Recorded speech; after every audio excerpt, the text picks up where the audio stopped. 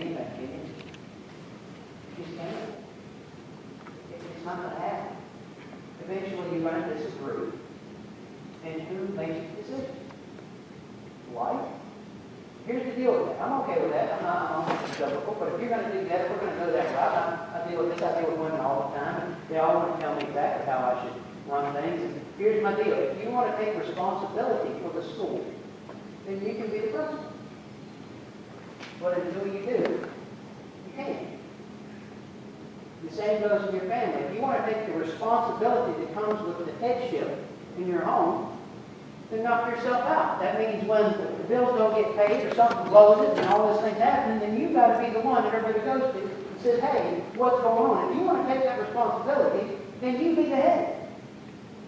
Or you can do it God's way and let God teach you how you can respect your husband.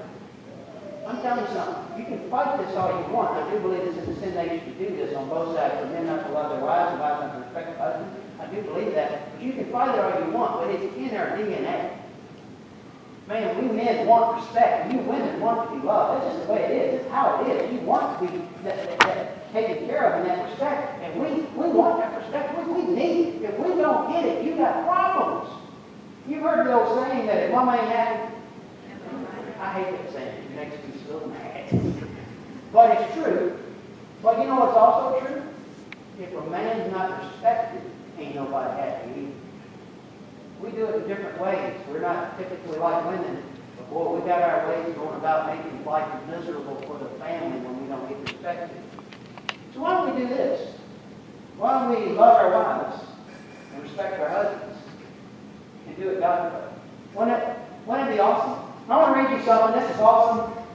I got heroes on my little list of heroes, and some of them are in Hollywood, believe it or not. And there's a lady by the name of Candace Cameron. I think her last name is Burr. Right? Gary? Gary? Can't pronounce. She's DJ Cameron on Full House. That's all you need to know. And she's Kirk Cameron's sister, right? She recently wrote a book, and she got a lot of flack. Oh, I can't imagine her getting any flack for saying anything about respecting her husband, but she did. And this is what she wrote in response. This woman's awesome. She's cool. You lady, I actually print off some of this stuff. I keep it for my daughters sometimes because I want them to know there are still good examples in this world, even in the midst of all this chaos and craziness, right? It says, I think a lot of people don't understand the biblical term submission. She said, my husband and I very unified, but he's called to love me, and I'm called to submit to his leadership. She explains it doesn't mean that he bosses her around in any way.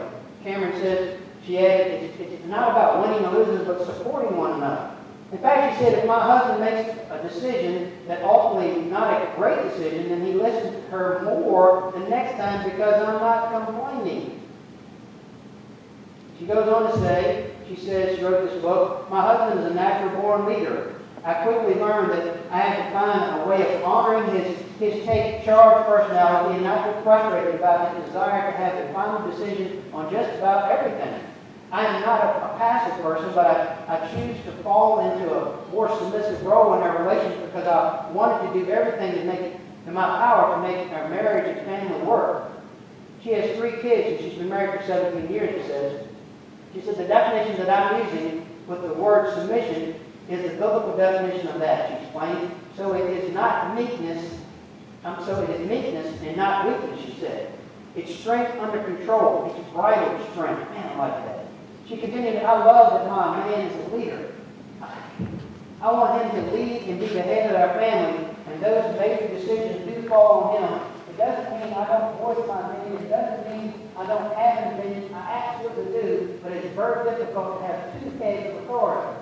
When you're competing with 2 heads, that can pose a lot of problems and issues. She added, so within my marriage, we're equal in our importance, but we're just different in our performance within our marriage.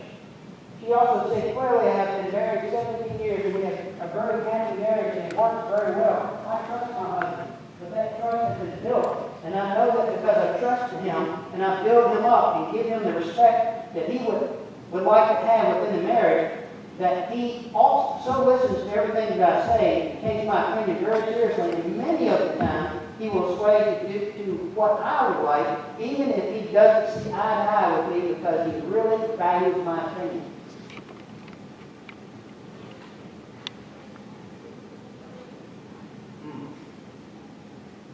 That's an interesting viewpoint today.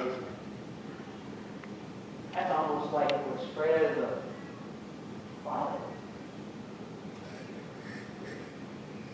Wait a minute, that's not what it taught. It's 2014.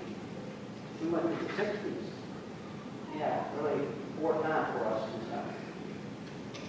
I can tell you the roundabouts how we got to where we are for our country for the last 150 years.